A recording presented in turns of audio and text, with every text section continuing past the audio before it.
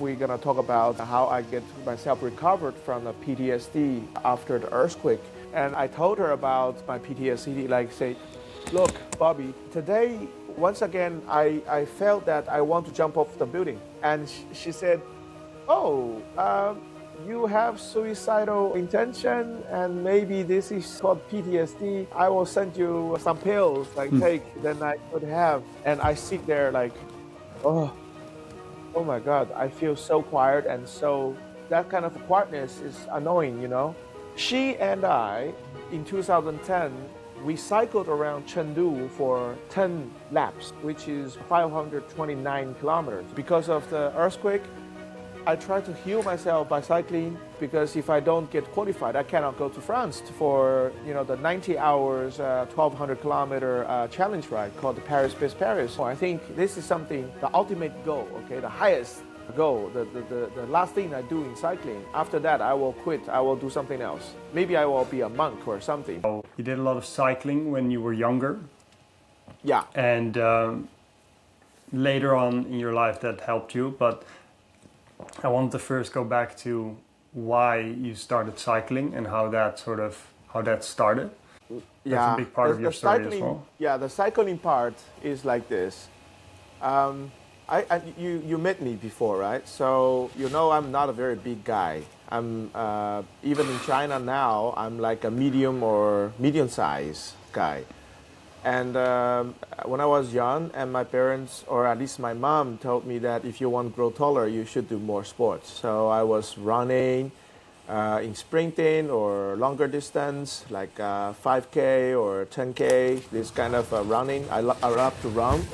And especially when I was, let's see, 10 to 11 years old, when the movie Forrest Gump, and the American movie Forrest Gump was on TV. Run, Forrest. Not on TV. We were watching those kind of movie from those forgerated, the copies from the market. Yeah.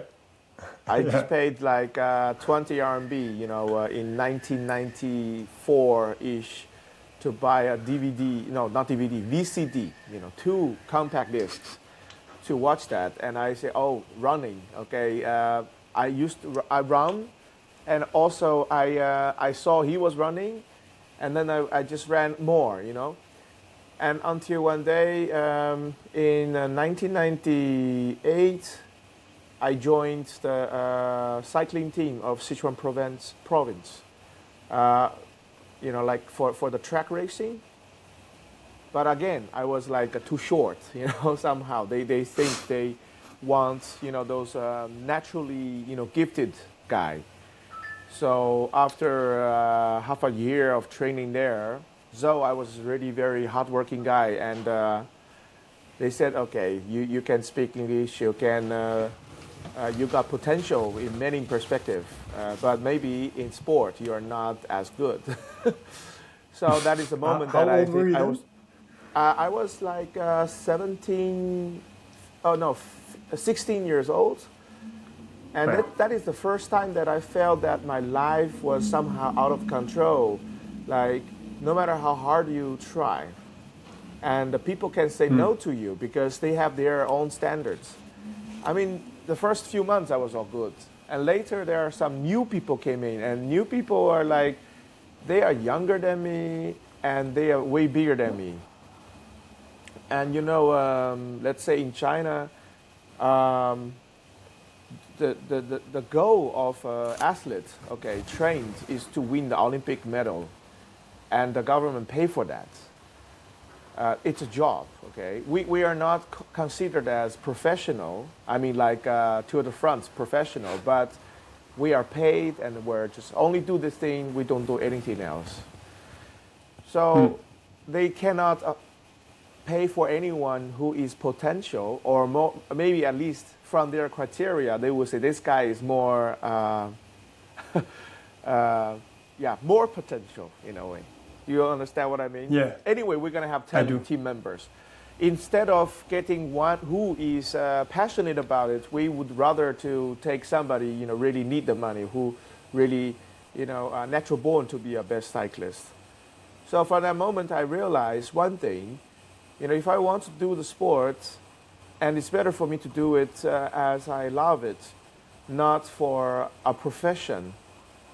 So after I left the provincial team, somehow, let's say, filtered, by the system, and I turned into a guy who is like subconsciously anti-competing guy.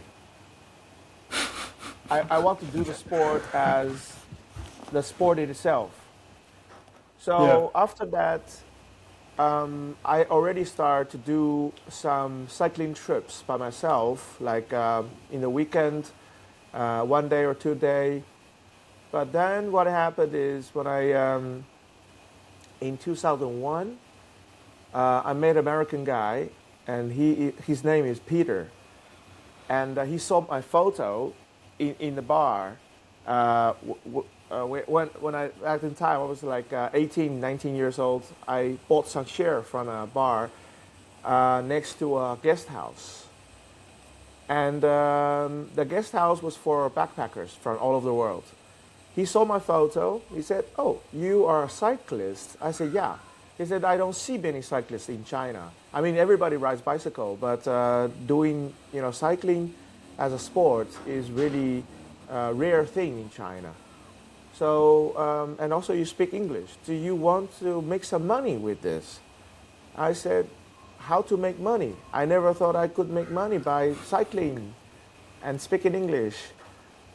But that's a perfect combination, because at that time there was no Google, and there was nobody speak English, and no AI phone, no iPhone, nothing. Anything can help those travelers on bicycle. So he introduced me to those cycling tourists, and keep sending them to Chengdu, where I live. I took tours for them, and from that moment, I made it as a profession for a few years. So every year I have some guests that they come to China. I was paid like from 50 to 80 US dollars a day to ride bicycle with people as a cycling tour guide. Really. That must have It been was exciting. amazing. Yeah, very. Did I tell you about this? Maybe you. I haven't. So the company is still there. It's called BikeChina.com. That is why Wow. later I started BikeChina.org. The other website. That's very. Yeah. Yeah. I mean, this guy, he took me into this cycling thing, and also at that moment, because every day we cycle about 80 to 110 kilometers with panniers on the back into the Tibetan area or into those ethnic group area like Guangxi province, Guizhou province, Guangdong province in China. I went around China not paying a penny for myself, but I was paid by the company to ride around China. That's how I Wow. get to know about China so much. So basically, if you see the map I had everywhere, it is like, yeah, a lot of places. And also because I was a very young guy, I'm more energetic. So I accept lower payments for developing those routes also. So basically, if somebody wants to ride bicycle from Guangzhou, the capital city of Canton, Canton is the area where Hong Kong is, right? So the capital city is Oh, yeah, Guangzhou. busy. Yeah. So one time, the route was from Guangzhou to Guiyang. Guiyang is the capital city of Guizhou province. It's about 2,300 kilometers, but nobody has really done it before. So I was paid very little to travel from Guiyang to Guangzhou. I mean, like a reversed route to check everything. There was not very good. There's no C-Trip. There's no coupon. There's no any software can help you to book the hotel rooms, right? So we made a route, made a plan. So I write, we are going from south to north, but I have to firstly ride from north to south to make reservations along the way, to do it by myself, and then I know what we're gonna see. So 4,000, I did, for that trip, in total, I did 4,600 kilometers within 45 days. Because when I was doing by myself, I just ride so fast to like 15 days to check everything. It was fun. So I really That remember sounds this. epic. Yeah, this is really cool. Later, I can also maybe send you some photos, from that time. I had a very, I would love that. yeah, small digital camera, which is like, wow, 3 megapixel. Yeah. Oh my God, 3 megapixel. Yeah, the first memory card I have is like 16 megabytes. Wow, that is Yeah, it's that is great. mind blowing. That's really Yeah, cool. I'm back in And time. Yeah. the it must have been an exciting time for you then as well, because you got the two things that made you differentiated you there was you could speak Yeah, English from that and moment it you loved is. to cycle. So basically, I don't know how many people could imagine there is a job as a cycling tour guide or a cycling group leader thing. Somebody get paid to ride bicycle. I guess at that moment only Lance Armstrong, all the Tour de France people, Yeah. and I don't know. I mean, in China there are like four of us, yeah, working for this company. Only four of us working for this company. Yeah.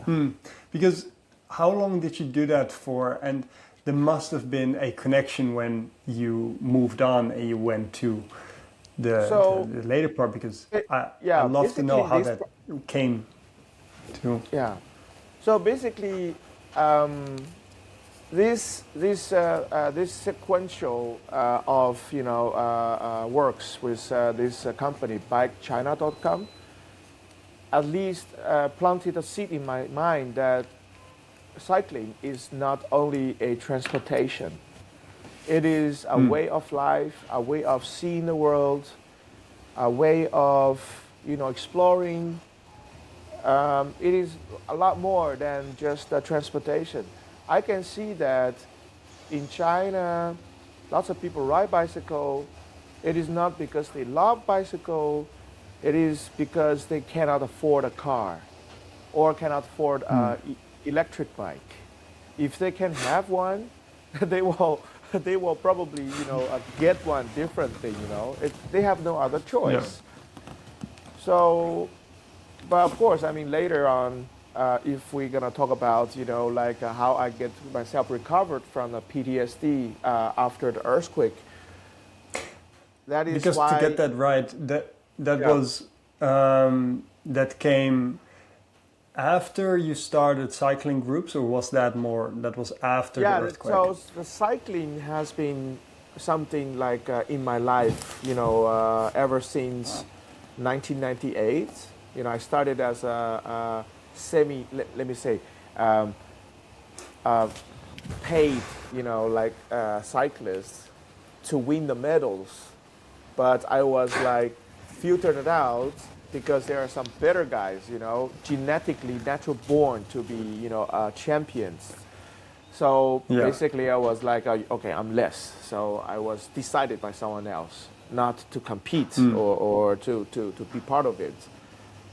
But later on, I mean, this sport has been, in my life. Just before you continue there, No, I yeah. would like to know how did that make you feel then? Because that must have been a weird way of thinking at that point in time, that you get confronted Yeah, with I mean, something like that. Well, for example, that we, in our media, even lately, like a few years ago, we would say one of the long jump, champion in Olympic game, she is, Ironman champion, a woman, Iron woman, let's say.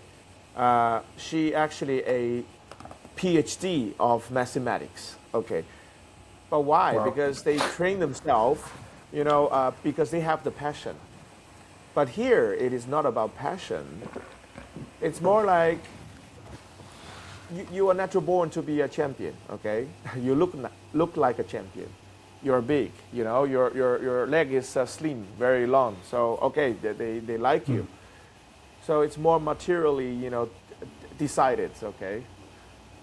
Then I was like, say, told me no, I should not train for that because they think that I'm less potential in that way, no matter how passionate I am.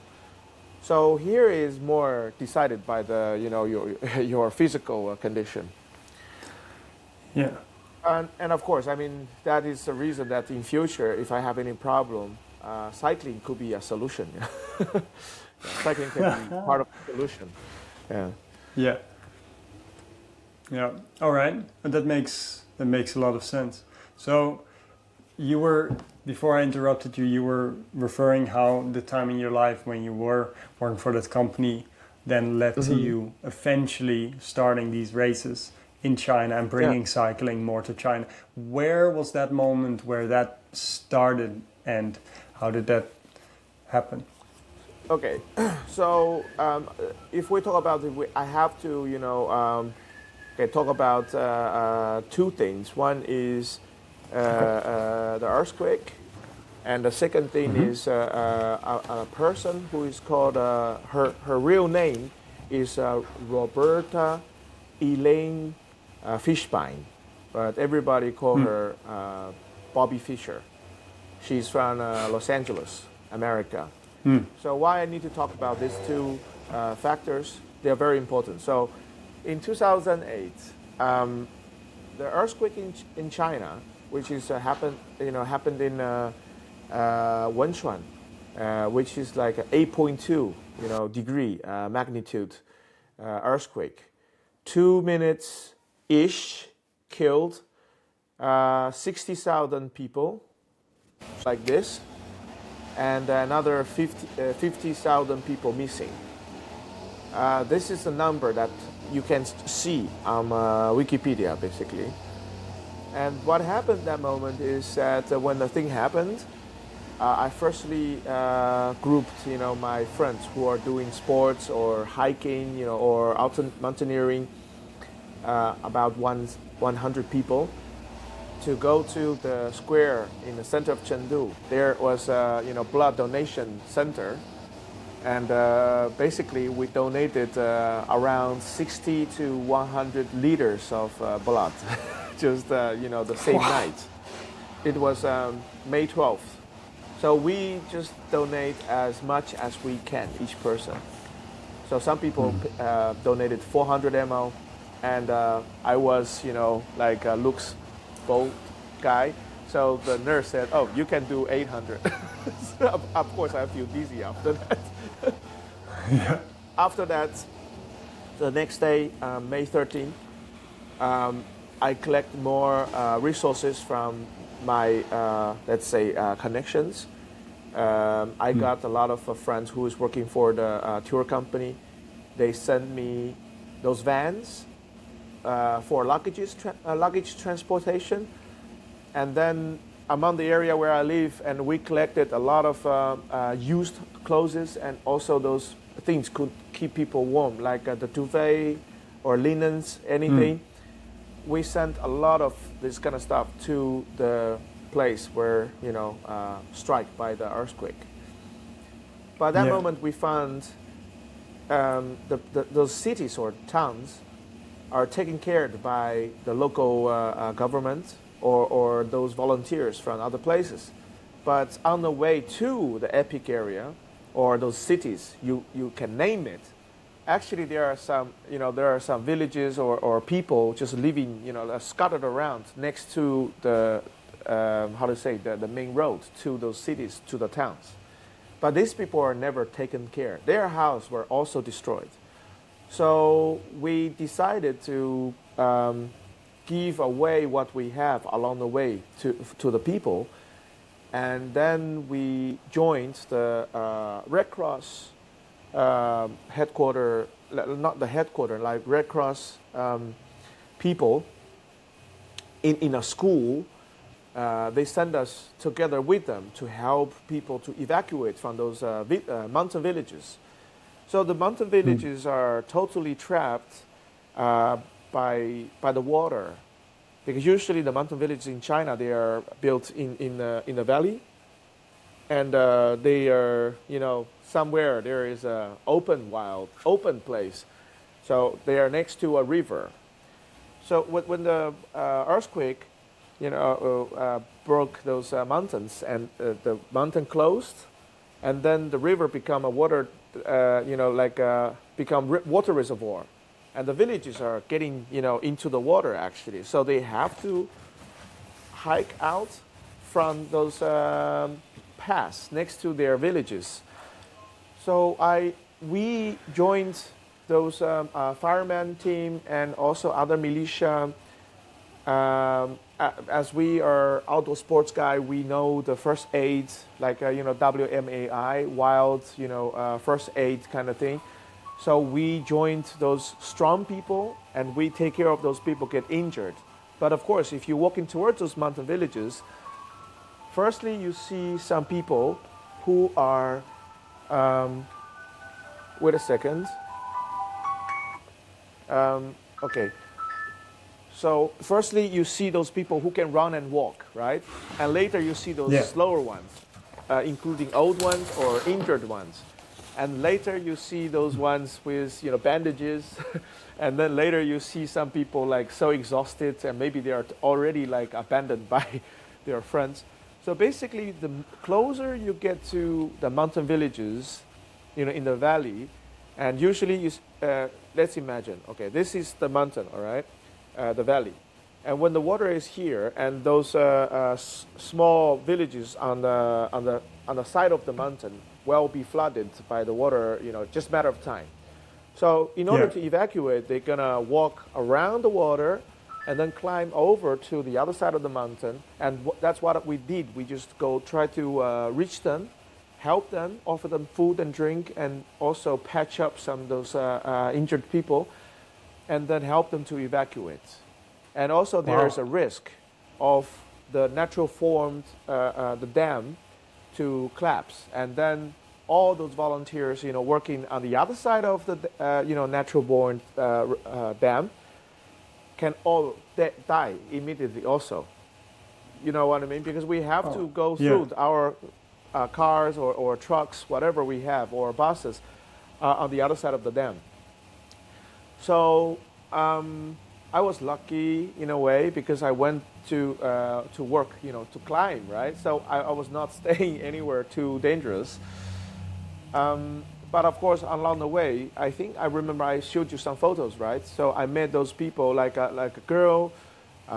She didn't know where her parents went, and she was with her only, loved, toy, which is pink or purple pink kind of, big bear. And he had, the bear was so big, the leg can, make a knot around her waist. And the bear arm was over her shoulder. She was running with that bear. And I asked her where her parents is, and she said, oh, I don't know, but my parents told me to follow, those uncles or those older people with them, and they will come along later. And she turned around, looked at me with a smile on her face, but literally she didn't know what happened. Maybe for her it's more like, oh, house is broken, but he didn't know that how many people died. She has no idea at that time. And I said, okay, you should keep going and until you reach, the place where you see a white flag with red cross in the middle, and you can stay with them. You'll be safe. She went away, and also later we see a girl. Her feet was smashed by a stone, and she could not really walk very well. So she also she has to cut the front of the shoe to make sure the shoe doesn't, give too much tension to the wound. And then she can barely walk with the back of the heel on one side. We help her to clean the wound and then bring her, trying to take her, with us. She said, no, I will keep walking. You can help more people. And in the end, we saw a mother with a baby in her arm. And as I said, the earthquake was May 12th, and the baby was born May 10th. So the baby was totally 2 days old, 2 days old. And the father collected anything they have from the hospital. The house was gone, the hospital was gone. And then they have to walk with whatever they have, that's whatever we have. in a backpack, only at one backpack, together with the baby out of that mountain village. And the mom has to feed the baby 1 hour-ish, every 1 hour. And we have to wait her. We went so slow. But this is most tremendous,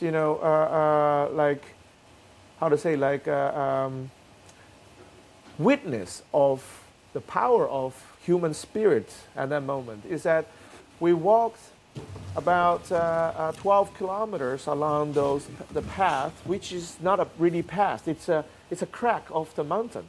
Okay, the mountain was cracked open, and we were walking in a small valley, and then until we reached the end of the trip, the mom was walking like a zombie with a baby. She was so tired, did not want to talk anymore, and she gave the baby to the nurse from the Red Cross or whoever can help her.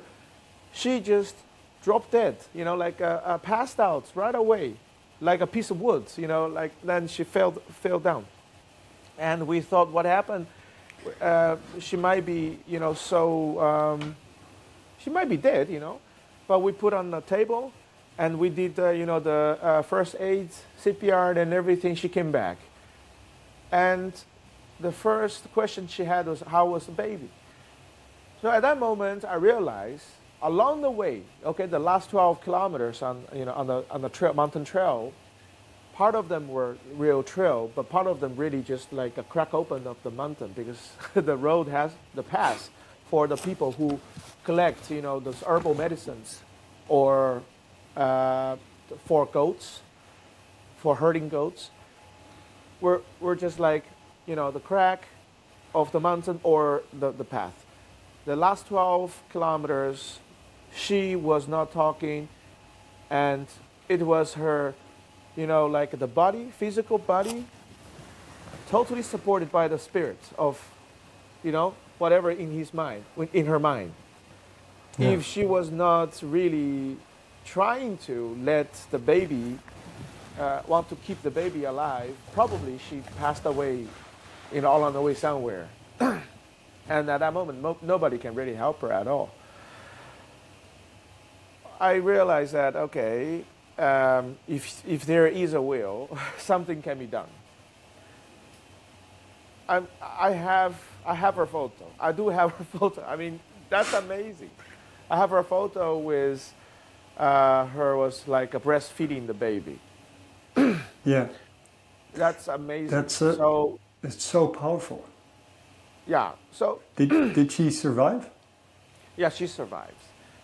And of course, now is 2026, let's say. So the baby supposed to be 18 years old now. 17 and a half. Wow. I think it's even possible for me to find this person, I mean, the family, if I want. If I go back to China, I can find them. Because I know some people. I already know people, so I can find them. I can show them the photo that, I will tell the girl that how her life was saved or perpetuated, by the mom. That's going to be a very story. I mean, if I go back to China, 2028, yeah. Wow, that's going to be something very strong. Yeah. So we were talking about, the cycling thing, right? But this is very important because that's the moment, how I interpret this, thing happened is that I got to know that, okay, our human body, one of the American movie was, a alien guy who was controlling a spaceship. Actually, looks like a human. I think that the actor is a black guy called Murphy. I'm not sure which movie that is. So okay, later I'll find it and I'll send it to you. But I will explain that is in a movie. It described the human actually is really something inside the head. Is a pilot, and the body actually is more like a spaceship. So the Hmm. body is a machine, and the thing really running is the brain or spirit or something inside. So I Something can more. after Yep. yeah after that incident, I realized that as long as your mind doesn't lose, okay, doesn't go away, your body can keep Yeah. going. Even if you have only just one arm, you can still do something. 100%. So Yeah. yeah, 100%. So I believe that lots of people passed away or they stopped doing something not because their body did, it is their mind did. And that is now in the psychological world. There is another thing is called learned how you call it uh, learned disability. Like a learned incapability. So because people tell you you cannot do it, you can't do it. So you believe that you can't do it. So Yeah. this also goes back to one of my cycling friends or my cycling client um, back in like 2002. And I was asking that why you're over 60 but you ride faster than your son. And he said basically, I believe in something like he didn't know it was impossible, so he made it. And this really, I this like is really that. He didn't amazing. know it was impossible. Yeah. So basically, a lot of people they could not achieve something not because they cannot do it. They didn't start doing it. But why they didn't start do it? One, maybe they don't know about this thing can be something should be done. And secondly, when they started to think about it, and people kill their minds, kill their ideas before they start to do anything. But nobody know that he is actually a different person, gifted or called to do such a thing. So we have a Hmm. lot of, great people are actually, they were, even, I mean, spiritually killed, before they can walk from their cradle. So this is the thing. But earthquake did not only bring me this. An earthquake brought me Bobby Fischer, the person that I mentioned to you. She's Yeah. American. She's American lady, and she was, let's say, imported. Okay, imported by a international HR company based in Hong Kong. She is very good person. She's very persuaded person. She can talk to many companies. I mean, those connections connected through the HR company, because HR company only help those larger companies to hire those real, high level talented people. So in this case, they know a lot of people from marketing, finance, the CEO, CFO, and also they know those people can redirect to the CSR department, like corporate social no, social responsibility department. So at that Hmm. moment, they work with the Chinese Red Cross Association.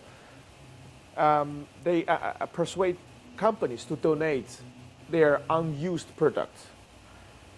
And then Wow. unused products will be counted as donation. And then they get an invoice from the Red Cross. And then, just like in Netherlands, association, they have an MB account, right? They can do tax Yeah. deduction. So those companies would like to give away their unused product or unsold product or even defected products to get the tax refunds or lower their level of the taxation rate. And at So the end they of the year. so for example, Nike worked with them. So Nike, they make shoes, and the last procedure is to do the QC, the quality control. So one shoe is Hmm. not good, so that one gonna be thrown away. And what do you do with this? So they kept them, there. They're not gonna pair different ones, right? So and then they give those one-sided shoes to those people who has had, one leg removed. So one-legged person can use these shoes. And they also work with M&M, the chocolate beans. And M&M have those expired ones from their warehouse. They sent volunteers to throw away the M&M, chocolate beans, and keep those boxes, beautiful M&M boxes, and give away to those kindergartens as a toy. They have a lot of things, and also like a switch on the wall for the light. Some of them have those logo printed a little offset, and then they donate it, and then they just give away to rebuild new houses for those earthquake affected area. There are a lot of interesting, uses of this kind of stuff, and she's been working, with this HR company as a grassroots, government, non-governmental or non-profit organization. She's a cyclist. She's a cycling lover. She participated, Furnace Creek 508 in Death Valley, and she's been involved in Randomers of America, who runs that kind of ultra cycling, for many years. And Wow. how did I know her? She moved to China, and she wanted to have a pair of, the cycling pedals, but at that moment it's not really easy, or at least there are some shops they sell that, but none of them speak English at all. So she searched online, and there is a forum called the Thorn Tree, which is the forum right under the Lonely Planet. So backpackers, on one side, they read Lonely Planet. But if they want to have some real-time feedback from a real backpacker, up-to-date thing, they also post, how can I buy a pair of special cycling pedals in Chengdu, and slash something. And then somebody replied to her, say that, oh, if you're in Chengdu, or at least if you're in China, if you want to talk about cycling or cycling gears, you should talk to Hans. So she called me, and she came to my shop, and I sold her the pair. And then she also looked for a group of people to cycle with. And then since we know, we are the group basically. So we start to cycle together. And of course, there are a lot of things happened after that. A lot of things. I mean, this is gonna be a day or two, because if I'm gonna write a book, so talking about her and then click her name, that's going to be another book, because she is more than just a friend that I got to know. But after the earthquake, I mean, I got to know her in the beginning of 2009. After the earthquake, she has already started to do those charity things. And at the same time, I gradually, growing, that kind of PTSD. And I told her about my PTSD, like say, look, Bobby, today, once again, I felt that I want to jump off the building. And she said, oh, you have suicidal, intention, and maybe this is called PTSD. I will send you some Pfizers, the Pfizers, some pills I take, then I could have, some kind of how to say, some kind of a settlement of my of my mind. And I sit there like, oh my God, I feel so quiet, and so that kind of quietness is annoying. You don't hear too much, and you feel nothing, and so numb. I hate it. And of course, we've been cycling. I've been cycling almost my life as a sport, and then and she's a cyclist, and I get my bicycle out, off the wall, and I just cycle, and then I tell her I do this, 160, and which helps, and then 180, just 20 kilometer more every week, yeah, and then until I reach 260 a day, and then I say, okay, maybe we could do 300, and then I said maybe we could do 500, and of course, she and I, with another 11 people, we were together Uh, in 2010 or 2009, this is a little bit blurred, but we cycled around Chengdu for 10 laps, which is 529 kilometers. I'm younger. I did it 23 hours, 42 minutes, and she did it 26 hours,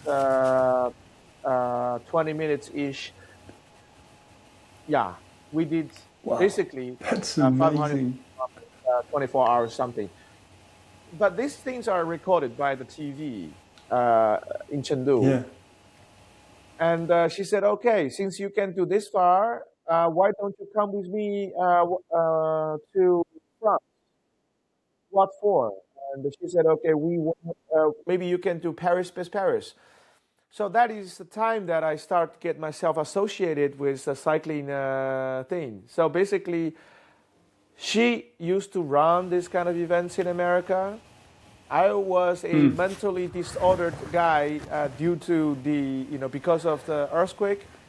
I tried to heal myself by cycling, and she saw my potential and then said, okay, maybe I can introduce you to the French guy who can help you with, the qualification ride in China. So basically, I signed agreement with the French Association only to run the ride for myself, because if I don't get qualified, I cannot go to France for the 90 hours, 1,200 kilometer challenge ride called the Paris Paris Paris. But that is another big story, because Paris Paris Paris itself started in 1891. That is also 130 years ago, and I got note about this. I said I have to go, and I went in 2011. But of course, there are a lot of stories. Okay, a lot of stories. But in short, I went there in 2011.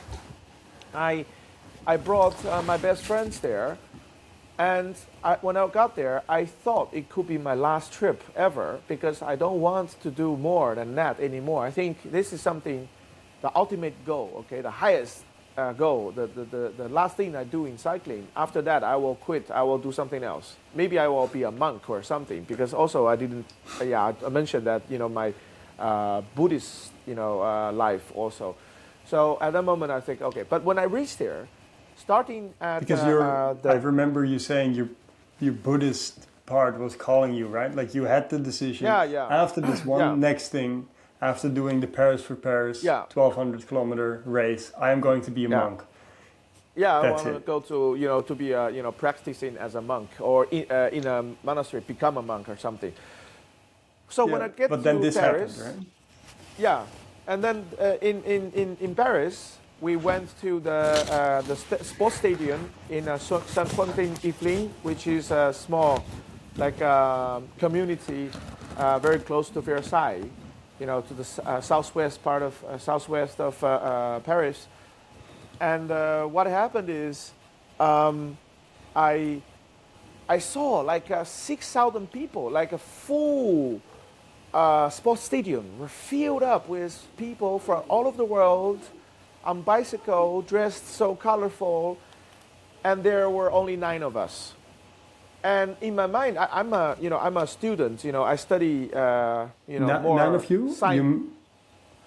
So only a few of them. There were nine guys. Okay, 9 people from China. Okay, and there were over 1,000 people from other countries. Okay.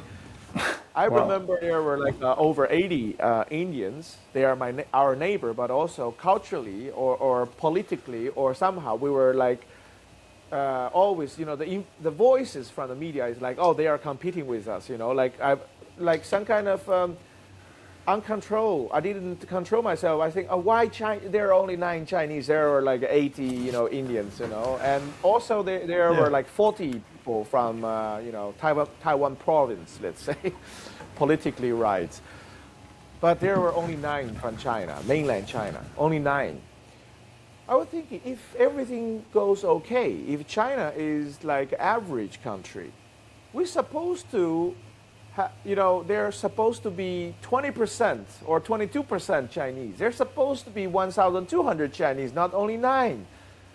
And this becomes some kind of a mind, a blowing fact to me, say, look, you say you are a big country, okay? You take a lot of responsibility. You are supplying a lot of what you can wear, what you can eat, what you can use, all the productions to the world, but you have only 9 people can go to that thing. I Yeah. think the number is too little, which is very unacceptable for me. And after that, I realized I have to do this. And that is the You have reason to make a that when I change. went, yeah, I went to, yeah, I mean the Is that an Buddhist, inner calling that sort of came? Because I'm really yeah, curious about that because the culture in China is so different from my own culture, and yeah, so I would probably not have made the same connection as you would. But you saw like China by that time was already is still very big, so like 1/5 yeah, of the world, right, in population or yeah. 20%. So when you saw there were only 9 people from your country at a race where there were how many people participating? 9,000? No, 6,600 6,000. people. Yeah, So what 6,600. happened in your Yeah. mind to then continue? Like you finished the race and then you, I didn't finish the first race actually. It is also not a oh, race. So in the world, okay. there are like two types of competition, or let's say race. Yeah. One is that you race with other people. You want to be faster than the others. But the level of your sports level, sports capability level, is depending on the other person. If you want to be a champion, so you can win a champion when run with someone who is weak. Maybe 11 seconds, 100 meters with kids, you can become champion. Or if you race with Bolt, and then the Jamaican guy, you have to run 9 seconds, 9.3 seconds, right? Yeah, So if you it's want to crazy. win, it's not only because of your capability, but also like the second place guy. So a good Yeah. winner always need a good competitor, good racer. That's Yeah. something. But that's not absolutely strong. If you look into all these super, sports stars, actually they never compete with others. They enjoy doing the sport. They compete with themselves from yesterday. So Their own yesterday race. I did 10 seconds one, and then today I want to do 10. I always compete with myself. So we call these people self-challengers. They want to make sure they are always better, stronger, smarter, in a way than themselves in yesterday. So I never want to compete with anybody. So for me, I could do, 530 kilometers, 24 hours. If I can do 600 or something, if I can make a breakthrough, I'm really winning myself. But that time, Yeah. also a lot of story. I mean, also related to Amsterdam because I lost my lost my luggage there. I lost my luggage, so I don't have a At the bicycle. time I of that borrowed. of the Yeah, Paris to you're, Paris. yeah. So I borrowed a bicycle from my friend. I did halfway, and my left knee was So you hurt. did 600, Yeah, 600 kilometers. yeah. I So that's ended up a in hundred Brest. more, Yeah, 100 more than you have ever done yeah. in one Yeah. go. No, Wow. actually, it's not 100 more than I ever done because to be qualified, you have to 200 kilometer, 300, 400, and 600. There are four, Okay. like a sequence of qualification rides. Basically, I Also, could at that do point, like you had already yeah, I have already done, done.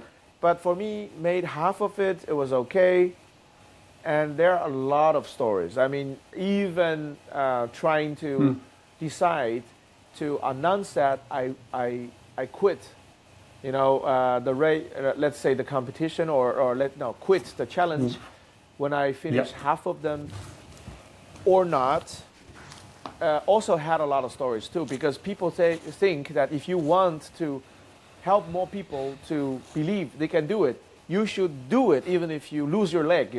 So something like that. But I couldn't move my leg at all because the left side is totally locked, can't do anything, swollen. But that's the time that I felt okay. It seems if I have seen it, there's a problem. No one else have touched it. I need to do something with it, and I decided to, put this over my shoulder. So when I get back to China, So that's I, you I, put I've, you put the responsibility on yourself to make a change, so that the Paris versus Paris will have the right amount of people from your country the next or soon to be. But but anyway, for me, Okay. it's like in my life, so many things I have done is something like if I didn't do it, no one else would do it. And that moment, you felt like you are chosen to do so, you are predestined to do so, you have to do it. You just felt that you have to do it. It's like your fate. And of course, along the way, there are certain people really helping. And now how can I interpret this kind of a help or support, And how I am the one get to know all this information, to experience all this kind of stuff. It's crazy. I mean, now I would say everything is like so many impossible coincidences are like the beads, Just come together. Yeah, together like a bracelet thing. That's amazing. Like different That's parts amazing. just Yeah. all perfectly align when they need to, like the serendipity of each moment. Yeah. So, but basically, I don't, I think you have your agenda for this, podcast. But then what happened is not we. per se. I'm just really curious about how, like your story. Like I find your stories are there's so much underlying layers in there, but Of course. it's too much. That's too deep It's to too go much. into. So But everything is it's like still inspiring. if I do anything, there's something behind. It's like iceberg, It's like iceberg. You see that crazy guy on a bicycle, who cycled like a 9,600 kilometers in Netherlands to promote Baijiu. But everything is a lot of things under it. If you dig and dig and dig, and it's gonna be a huge serial book like. Hans in the cooking, Hans in brewing, Hans in cycling, Hans in a lot of, like, yes, that's crazy. Yeah. So, I think that is really awesome. Yeah. But you know- could you continue that small story, how that's, because you chose not to become a monk from there, but you chose to do something else because you had a new calling. So can you tell me how that calling made you feel and what you then did from there? So, I mean, the first time, in 2011, in August, for the first time ever, Chinese people in the history went to Paris for Paris Space Paris in a group of 9. And from that moment, I have a calling. I decided to bring, more people, maybe double or maybe triple or maybe 10 times. I don't know, but I have to let people know that they can do it. It is also related to that kind of learned helplessness in China. Like, lots of people deny you. They say, oh, you are not born to be a cyclist.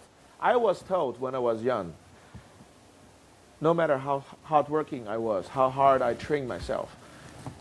So people are denied by others. They don't say yes to themselves. Only when you say yes to yourself, you start the first step and then you can do the second step. But people are, they take the first step by listening to others. That's not good. So for me, is that while you were refused to be something by someone else, why don't you listen to another voice, which is higher? Your voice, or Sakyamuni's voice, or Jesus Christ's voice, Allah's voice, Muhammad's voice, Moses' voice. There are a lot of voices, but why you only listen to those people who are arrogant? So that's the reason that I would say that we should not be defined by normal human. That is the reason that sometimes I keep telling the younger generation, do not read those books from Jean Sartre, the French guy. He said there are 3 selves, right? who you think you are, or how the society wants you to be, and or the society think you are because you behave. People have judgment on you, have judges on you. But why don't you ask? In China, celestial master, or in the West, the God, right? Why don't you ask these superpowers to say who you are, who you meant to be? Why you Because want you to start listen living to? up to that image, right? So it's Yeah, better that the yeah, image that's is better. the all biggest Yeah, image you could ever be and live up to that. so I think okay. So near where I work in Amsterdam, there is a school with a big flag says "Verdet verdet wat you we je bent." So I think in Dutch, but I may be mistaken. My Dutch is not good.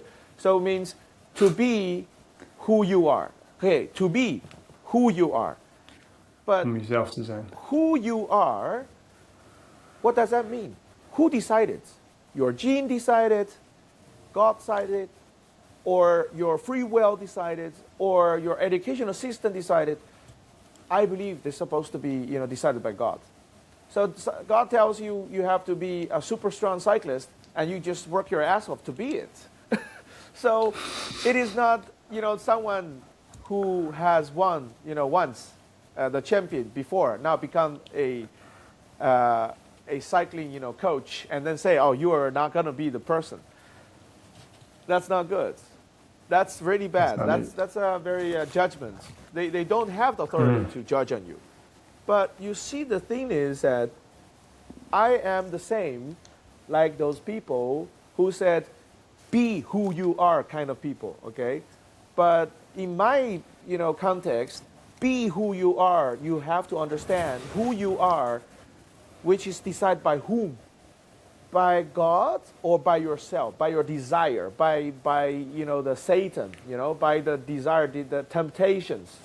Okay, so this is different. I always want to tell people, be who you are, but it is not like you wake up and say, I think I am a woman.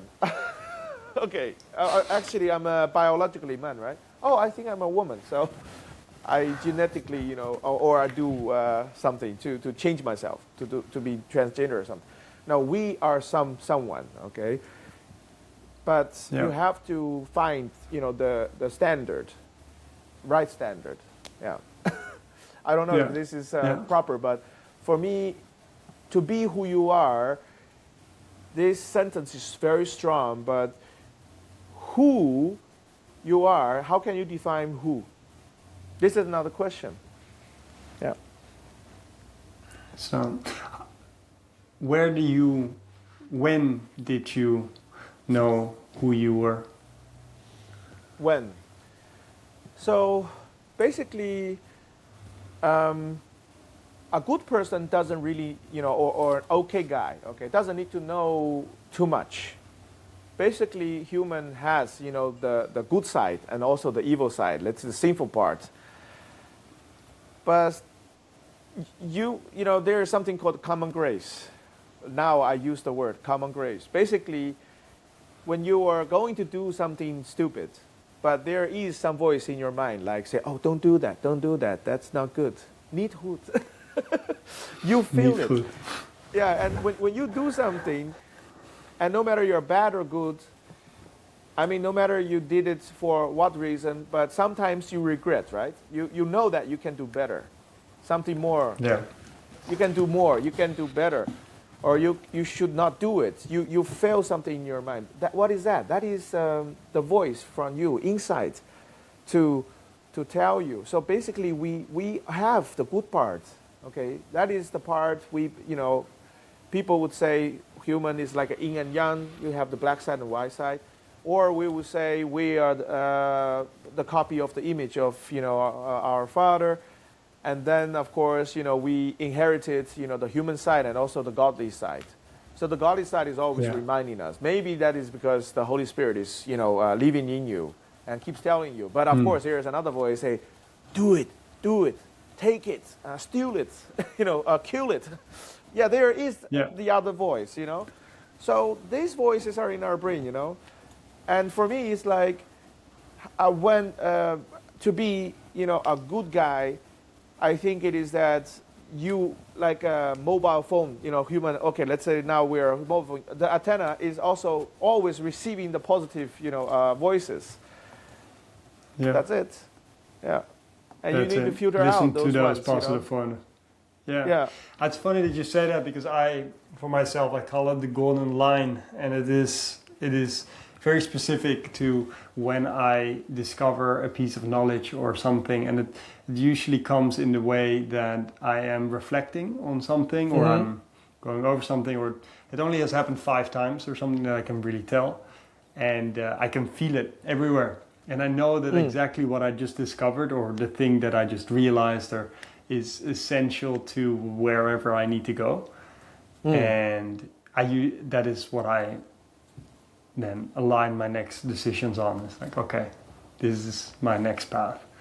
And that is every time I feel that golden line, I'm like, I'm just getting closer to I call it, I'm not sure if you've ever seen the movie, it's the Pirates of the Caribbean. And then Jack Sparrow, he has that compass. Yeah. And the compass will always point to what he needs to go or where he wants to go. And so I call that feeling my Jack Sparrow compass, essentially. We all need, you know, really like a target, destination. Yeah. I mean, lots of people need to be refreshed. I mean, yes. Last week, we were discussing, like, that's funny, how the pop culture is working as a new religion thing. So if you go to, I read one of the book by Smith. He led us to imagine the world. If you go to a supermarket, no, not supermarket, I mean department store. So basically every shop is trying to tell you what good life is. If you wear this, you look nice. You will be looked up by other people. So basically those model, the fake human, the models, wearing something designed by somebody, they want you to believe this model is your God. You want to be the God, so you want to follow this God. So you buy the clothes. So you believe the real God used iPhone 17, so you want to buy iPhone 17. And that is, we are all driven by our desire of good life. But good life, the meaning of good life has been, you know, like a decepted, like a, you know, deception created by someone else, injecting in your mind. But that is something like heroin, because once you get iPhone 17, I'm for sure soon there will be iPhone 18. You receive it and you get some kind of a high for a short moment, and then you feel depressed when newer one comes out, and then you want to buy the new one. So when I get back to China this time, I see more iPhone 17 than in Europe. Lots of young people. Is that because there is that is more? They have more been sold the idea. Yeah, they want the vision of the good life. That is, a vision of good life. They want to tell people I'm doing okay. So you see, I have iPhone 17. So that is why every time newer version of iPhone have a special color, and that one is always good sales because people want to differentiate themselves from the other friends, and they want to have a lens, you know, more square. So that's 17. I'm living a good life. Yeah. So what is good life? I mean, lots of people has been, you know, deceived by the social media, by the everything. I'm on a path also to live a certain way, but I know that in essence I can make a switch right now, and I've already done it. Like, I'm there. The moment right now I can already be in pure happiness and bliss because I'm grateful to experience whatever I'm doing now. And so that could be achieved very quickly for me in that essence. I don't need anything more. What do you think about that? So basically when we're talking about good life, okay, I want to talk about it from the management perspective. Okay, so when you start a All right. company, and in the Western world, there is a model, right? There is a, how you call it, like templates of setting up a company. They first ask you, what is your vision? And it is the ideal world you want to see. Okay, and then in order to have this vision come true, and then you're gonna set up your your missions, right? Yeah, your missions. So you say for me, okay, my vision of as a cycling, let's say avant-garde, okay, someone or pioneer. I would say I want to see in future there will be 20% of the people in Paris from China. So to achieve this goal, to achieve this vision, to achieve this real vision in Paris, I have to run a lot of events in China. So I have to set up, the mission is to help people to understand they can do it, to help people start from scratch. Okay, do not, gradually from 60 kilometers to 100 to 140 to 200 to 600 to 1200. So there are a lot of missions, and then we break it down to goals. Okay, so this year I'm gonna do this. I'm gonna start in 4 cities, and next year I want to start in 8 cities. I'm gonna double it every year. So this is how business plan is done.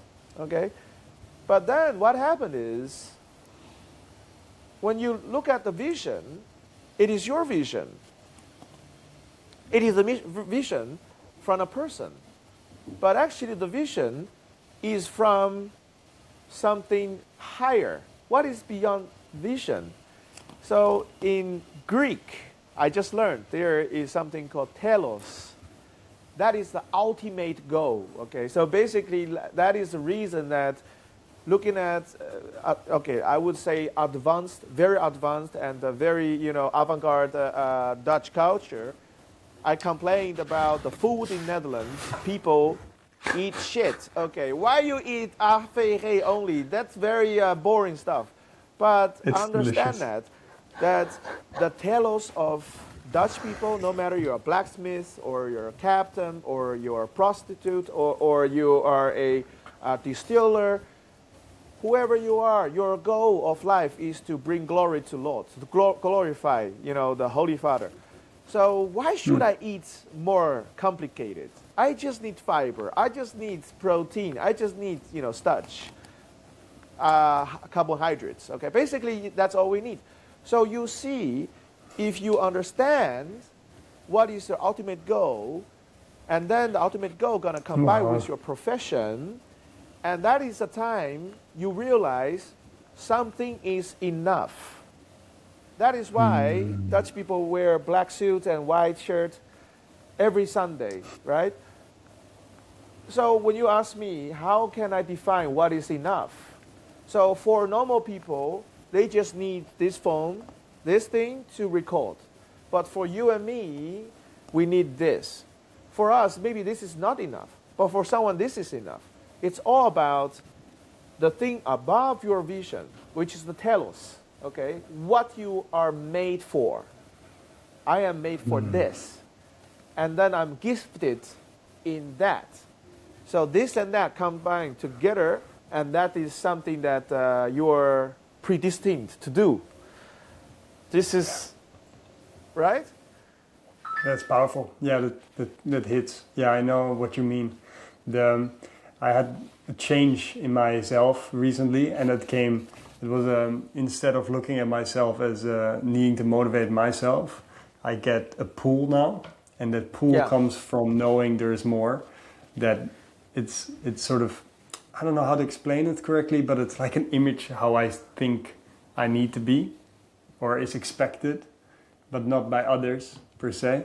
It's just that is where my compass is pointing me to, and.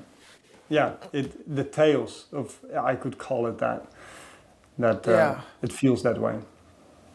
Of course, I mean, nowadays there are some people help people to make their life simpler, right? I mean, if you go to someone's house, for example, my parents' house, they have a lot of old stuff. They don't want to throw away any old stuff. Maybe this is general, features of elderly people because everything they used or I used, they want to keep in the house as they think there is some story behind it. They love it.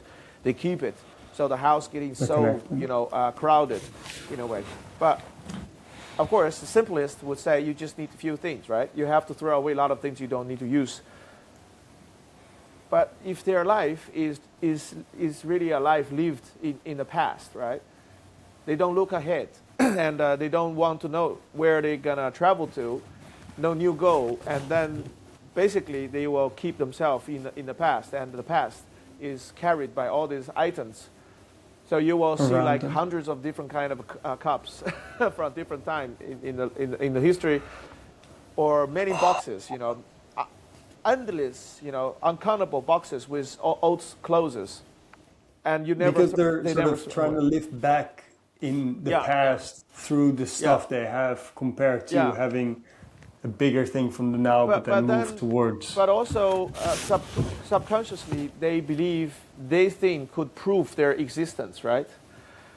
But that could prove their existence. Yeah, but my existence either is the history of someone else, or I'm trying to make a history myself.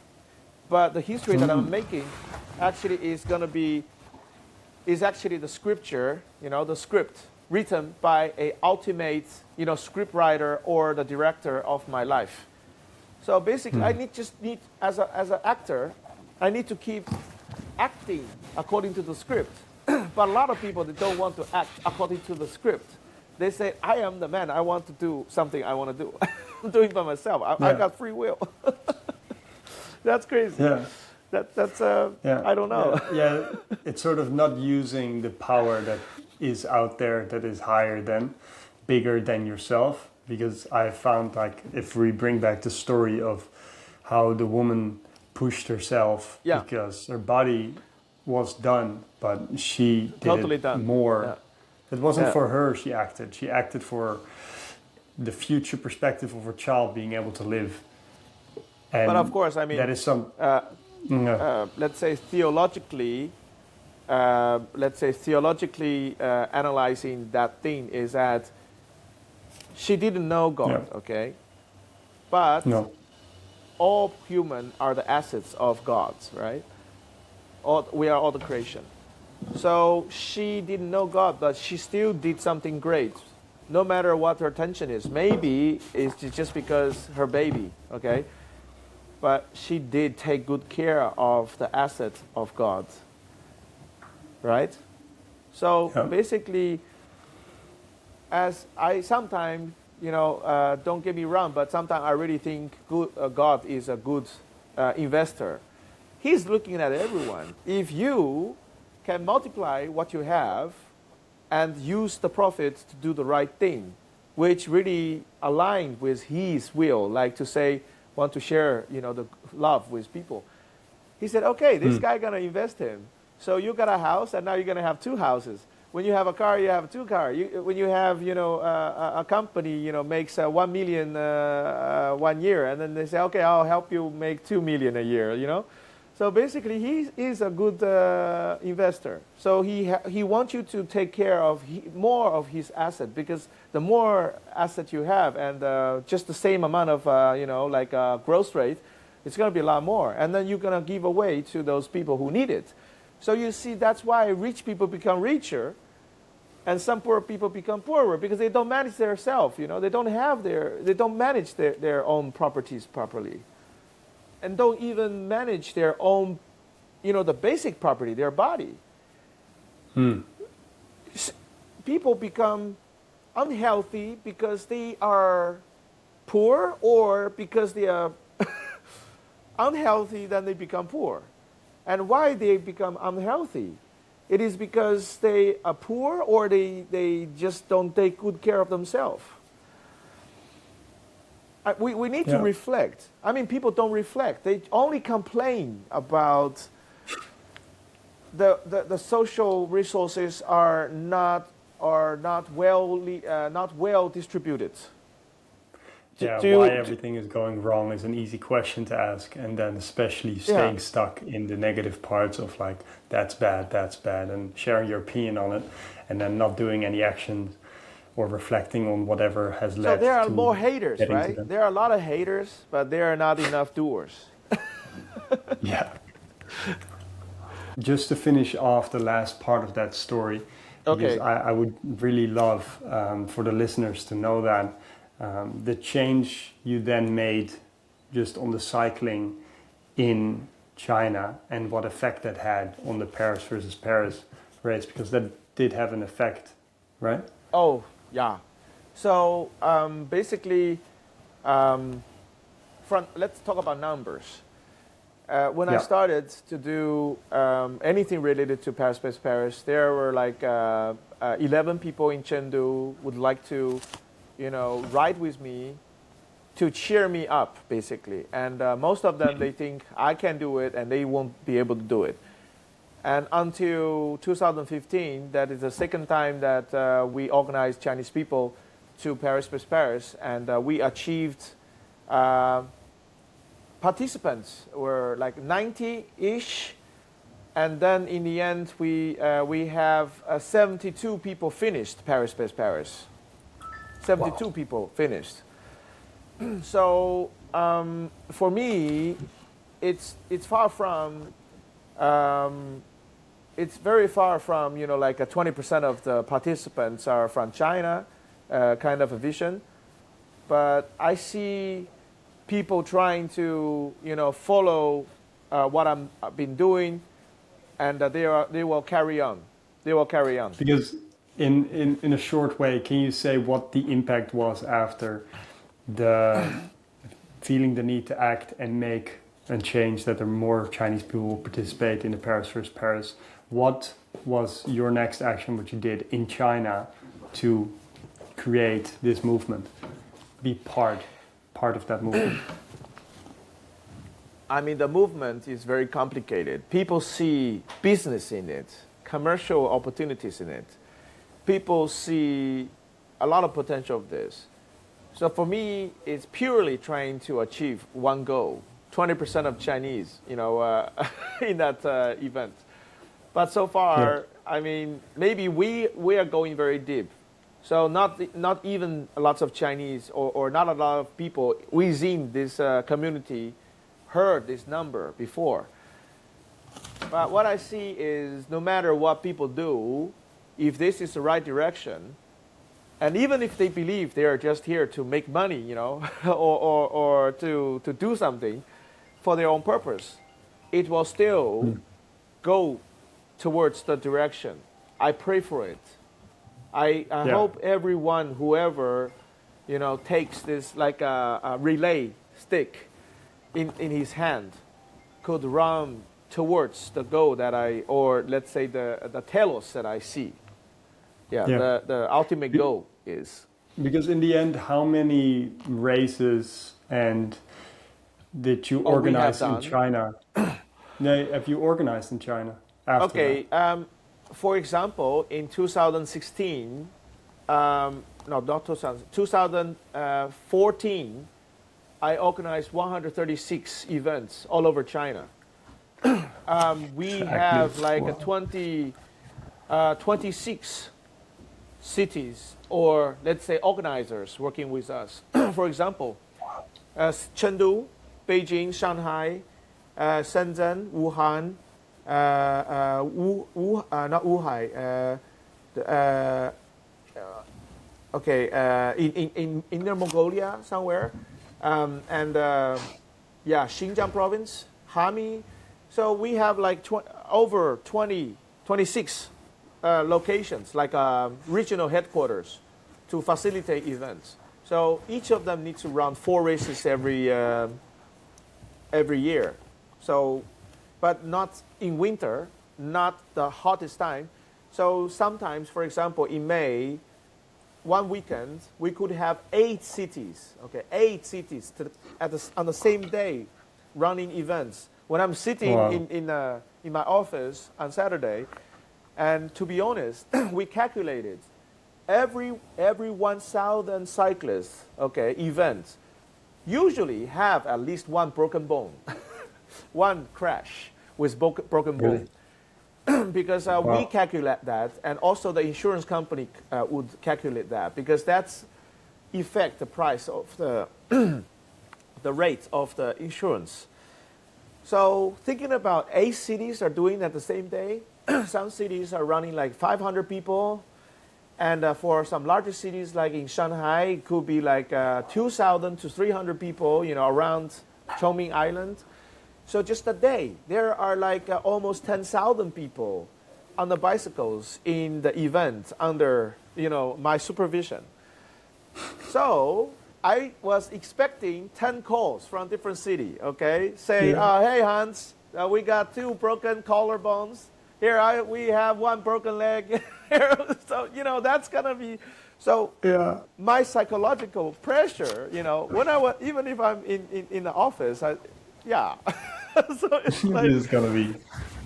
you understand what I mean? So basically, when the number grows big, you say that, I organize event, and every day got 10 broken bones, like something like that, and people would not believe it. But if you think about every 1,000 people, they have 1 broken bone, okay? So, I mean, this is a number that I got from the history. So basically, okay. But I can only imagine what type of butterfly effect just the moment when you first did the Paris versus Paris, and then you saw that China wasn't participating to the extent that they could, and then all the actions that led through there. Just what a beautiful, how many lives you've impacted through that one bigger calling, essentially, how you would call it. Yeah, it's amazing. It's beautiful. A lot of things, so much. I mean, this is just about the cycling part, oh my God, we haven't even started the Baijiu part and the Sichuan, culinary part, or my, the church part. To be honest, That's like, true. how to say, like, I'm not trying to boast, okay, not trying to boast, but I want to how to say, like, try to share some kind of good feeling, I felt it's like a bonus, okay, like few days ago, before I leave for China, I met my American friend in Netherlands, and she actually in charge of, planning those events for the church, and she's working in the church, and she has to write a report about last year, okay, 2025. And of course, when you go back to so many events and you want to have a clear view of what the church has done or different ministry has done, and then you're going to go browse all the photos. And in every event, she said, Hans, you are in every event. So it was like, I said, okay, how could I be every event? Okay, you are here as a tour guide, you are there as a chef, you are here as a bicycle mechanic for the refugees. Yeah, I did. So just, It's amazing. I just have too much energy, like fueled with energy. And I felt that, okay, basically fueled from your just body energy, right? It's fueled from the energy is not from my body. I think it's from my mentality. So, for example, I mean, this morning when we about to start, actually I slept. I went to bed 3 o'clock morning here in China, and we started at 9, right? So I slept a few hours because I still have the time in Netherlands, right? The Dutch time, 7-hour difference. But I slept like a few hours early. But here it is 7 hours difference. But do you understand what I mean? So basically, I slept early, but here I slept late, and we are doing according to the Chinese time. So who knows? But anyway, I mean, we a lot of things to do, and I hope that whatever I have experienced, the value of them is, I hope, can bring people some thinking and also some inner strength. Like actually, how maybe some people would say that my life is very powerful somehow. I heard that before, but actually I was so depressed. So everybody is like the spring. The much you get pressed, and then you rebound more. but you don't snap. Oh. If you snap, you never come back. Wow. We are strong in a way. Yeah. Wow. And so maybe it's a good way to round it off at the end of the podcast. And I would like to ask Okay. this one question, and that is, if you had one piece of advice based on your life's experiences and all the challenges and ups and downs you've had, what could you tell them? Okay, I mean, in short, very short. Believe you can, but think about why you can. This is something I really want to push people to think. Because a lot of people, they say, when you say you believe you can, they really think it is you. But actually, can you decide when you were born? No. Can you decide when you're gonna die? No. So there is something else is deciding you can. But believe it, you can. And then think about why you can. What is the purpose of, what you can? That's more important. Yeah. If you know that, you have unlimited power. I love that. I Yeah. really do. Thank you, Hans. Thank you, Shiling. Yeah. That is beautiful. That is, and thank you for coming on the podcast. I really appreciate that. That is a really long one, right?